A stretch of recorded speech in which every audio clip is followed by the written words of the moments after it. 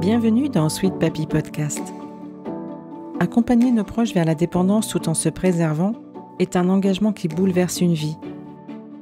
Aujourd'hui, avoir les bonnes informations pour faciliter leur quotidien est un challenge émotionnel et logistique. Heureusement, dans ce podcast, vous allez pouvoir compter sur des conseils pratiques, une information claire et du soutien. 2 fois par mois, vous allez découvrir d'attachantes histoires de famille, d'aidants, des témoignages de professionnels pour vous guider.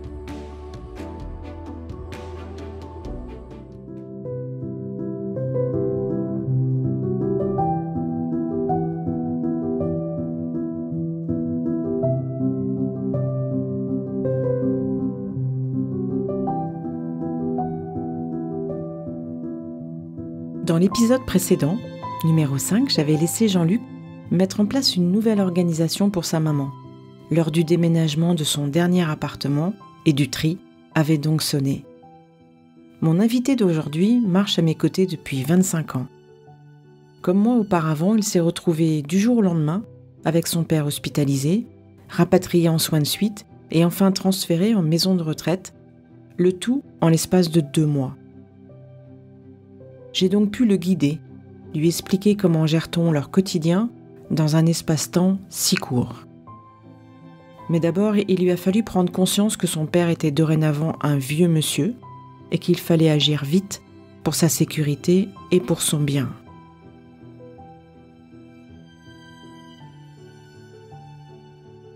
Moi, j'ai découvert une certaine sensibilité au fond de moi que je pensais pas avoir en pareilles circonstances. Et finalement, confronté à la situation, on se découvre quelquefois.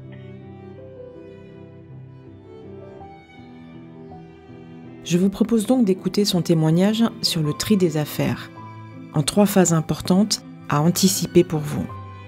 La phase d'urgence pour trouver les éléments les plus importants, la phase de découverte de son intimité et la phase définitive pour se séparer des biens personnels.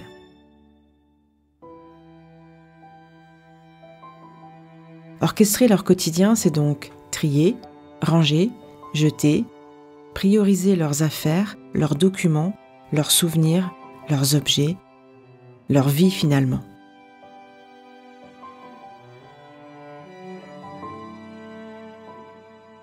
J'aimerais que tu me décrives toutes les étapes qu'il y a eu au moment de ce tri, pour toi. Dans quel ordre ça s'est passé ? Il a été hospitalisé et du jour au lendemain, j'ai dû me mettre à l'évidence, alerté par les médecins, que mon papa était un vieux monsieur de 91 ans et que, en l'occurrence, il n'aurait pas la possibilité de rentrer chez lui, ni d'avoir l'autonomie.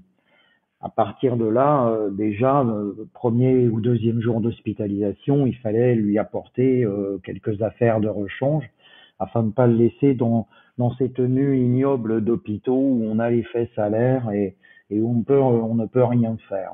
Donc là, c'est une grande étape parce que d'un seul coup, on ouvre les armoires, chose qu'on ne fait pas parce que on n'entre pas dans l'intimité même de ses parents à fouiller les armoires. Donc la dernière fois que j'ai dû fouiller l'armoire de mes parents, je devais avoir 8 ou 9 ans et comme tous les gamins, on est curieux et quand les parents sont pas là, on fouille dans les armoires, croyons peut-être trouver un trésor ou je ne sais quoi. Donc là, d'un seul coup, on ouvre et puis de quoi a-t-il besoin et là aussi, c'est un grand moment de solitude parce que même si on a été habitué à habiller ses propres enfants petits, les choses se sont faites dans l'ordre à partir de la naissance et de la sortie de la maternité. C'est dans le cours des choses, alors que là, on n'est pas vraiment dans le cours des choses, on s'y attend pas, on n'est pas formé et on n'y a absolument jamais réfléchi avant puisqu'on n'y a pas été confronté. Compte tenu de leur âge, ils ont peut-être un peu négligé leur équipement, leur quantité de vêtements, ils n'ont pas forcément toujours apporté le soin aussi à leurs vêtements. Donc commence la première chasse à l'achat de quelques vêtements supplémentaires et là, quid, mais quelle taille font-ils exactement? Là, c'est aussi un peu difficile. Donc, une fois cette étape-là passée, les quelques premiers vêtements, les choses commencent à s'organiser doucement pour cette première étape. Après vient l'étape de ne pas retourner à son domicile et de se rendre compte que bon, stop, c'est terminé, faut trouver autre chose.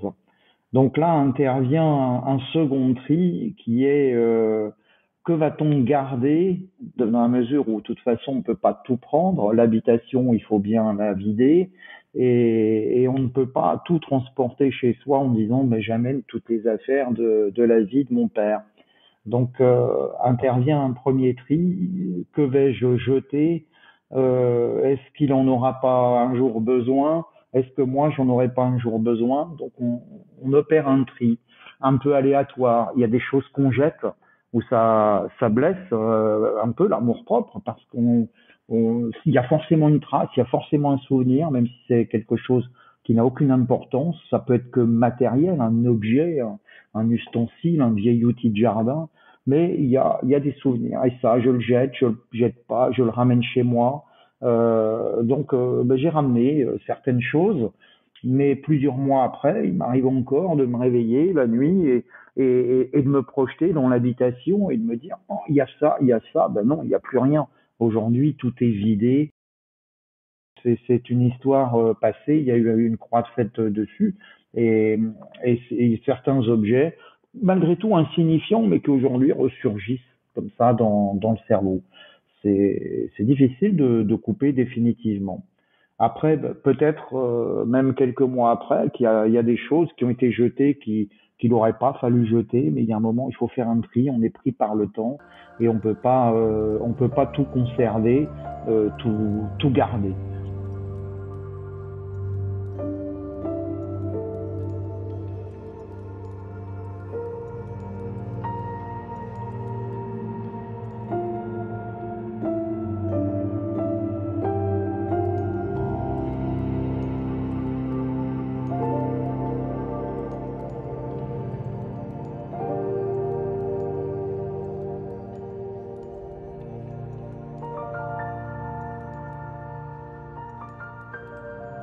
Il y a des vêtements dont il faut se débarrasser.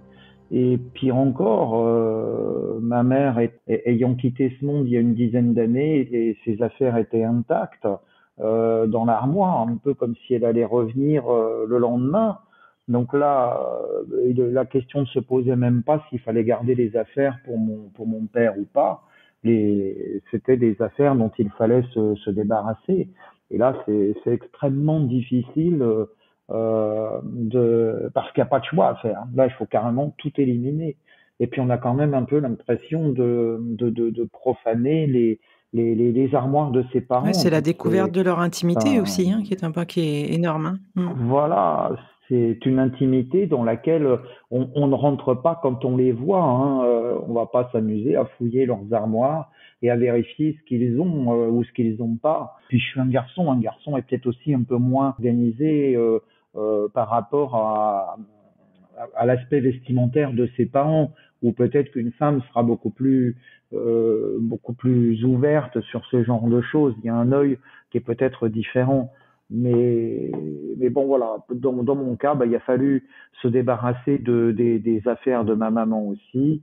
Et puis après, il y a les derniers mobiliers où là, on fait appel à, à des sociétés spécialisées ou des associations type Emmaüs ou autres, parce que faut se défaire des derniers meubles et on connaît pas forcément systématiquement quelqu'un que ça va intéresser, à qui on peut en Et faire quelque quand tu es arrivé chose. dans la maison, tu m'as raconté que, forcément, tu as passé plusieurs jours dans la maison quand tu es remonté le voir tant qu'il était hospitalisé et donc il fallait d'urgence aussi traiter tout ce qui était, documents, factures, voir ce qu'il y avait à payer, comment ça se passait au niveau de la banque, et cetera. Alors, autre aspect effectivement que j'ai pas du tout abordé, c'est l'aspect administratif, si je puis dire.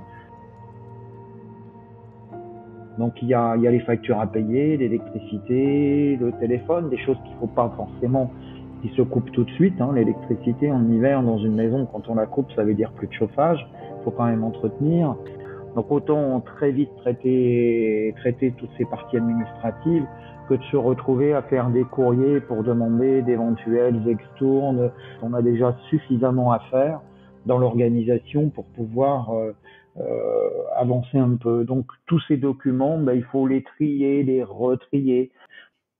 Et puis il les faut très vite parce que où que ce soit, on vous demande aussitôt vos documents, sinon vous n'êtes rien. Hein. C'est pour une entrée dans un établissement de retraite, il faut justifier effectivement déjà ces différentes retraites, tous les cumuls. Et puis il faut aussi calculer l'enveloppe financière dont il dispose. Hein. Il ne s'agit pas d'engager des dépenses à tout va sans se poser la question de savoir s'il a moyen d'y faire face ou si on aura moyen de l'épauler pour faire face aux futures dépenses. Ça a l'air de rien, mais ça prend quand même pas mal de temps. On se retrouve seul dans une maison et en se disant, voilà, j'ai jamais voulu entendre de quoi il en retournait. Je sais que ça se trouve à peu près par là dans la maison ou dans tel meuble, mais il faut fouiller et gratter pour trouver rapidement les pièces indispensables et puis les moins utiles se trieront un peu par Donc, en résumant les étapes, on dit qu'il y a la phase d'urgence, c'est-à-dire que quand tu arrives et que tu as besoin de trouver rapidement les vêtements, les documents indispensables. Il y a la phase de découverte, après quand tu restes de leur intimité, où là, tu es obligé de faire le tri de choses un peu plus intimes que tu ne connaissais pas ou il te fallait absolument trier d'urgence aussi leur intimité pour qu'ils puissent partir avec des éléments en EHPAD importants.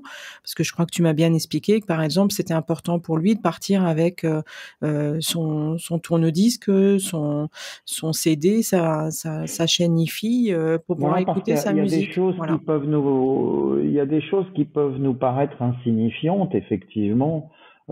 Comme sa chaîne hi-fi qui a 30 ou 40 ans, mais qui pour lui est importante parce que c'est sa musique. Il se dit ça, il faut que je le ramène. Bon, aujourd'hui, ton sweet papy, il va bien, il est heureux en EHPAD. Donc ma question, c'est est-ce que tu regrettes la façon dont tu as géré en urgence finalement cette situation ? Est-ce que si c'était à refaire, tu t'y serais pris autrement ? Alors non, je ne m'y serais pas pris autrement si c'était à refaire parce que une fois tout cela passé, je m'aperçois que ça s'est très très bien organisé et déroulé, on ne peut mieux. S'il fallait faire les choses autrement, honnêtement, je ne sais pas trop ce que je pourrais faire autrement ou alors remonter à 10 ou 20 ans et effectivement me mettre au goût des choses dès le départ pour avoir un peu moins cet effet de surprise. Mais si on revenait 20 ans en arrière, je ne suis pas sûr que malgré tout je m'y intéresserais pour autant. On a toujours tendance à penser que ce genre de choses on verra plus tard et voilà, c'est la vie. Mais alors on peut toujours faire mieux, certainement, mais je pense que sur ce coup-là, je m'en suis pas trop mal sorti et par chance, mon papa va bien, il semble heureux, donc c'est ça qui compte.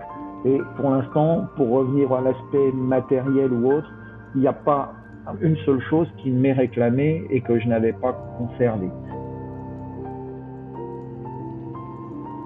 J'espère que cet épisode vous a inspiré dans votre propre vie, où finalement l'essentiel doit rester à portée de main, quoi qu'il arrive. Donc madame, monsieur, anticipons des moments si compliqués et trions ensemble. C'est évidemment plus simple quand ils sont encore présents, à domicile et lucides. Encore faut-il qu'ils soient d'accord pour nous transmettre les informations. Malgré tout, vous aurez sans doute compris que la phase d'urgence comprend les documents administratifs qui nous submergent et qu'à l'heure d'Internet, il faut être capable de tout trouver et par tous les moyens. La phase de découverte concerne plus leur intérieur, leurs vêtements, leur rangement et donc leur organisation.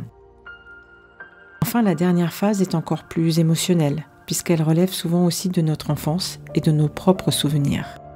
Alors aujourd'hui, dans le cas de mon sweet papy, il ne reste plus que quelques cartons de toute une vie à trier.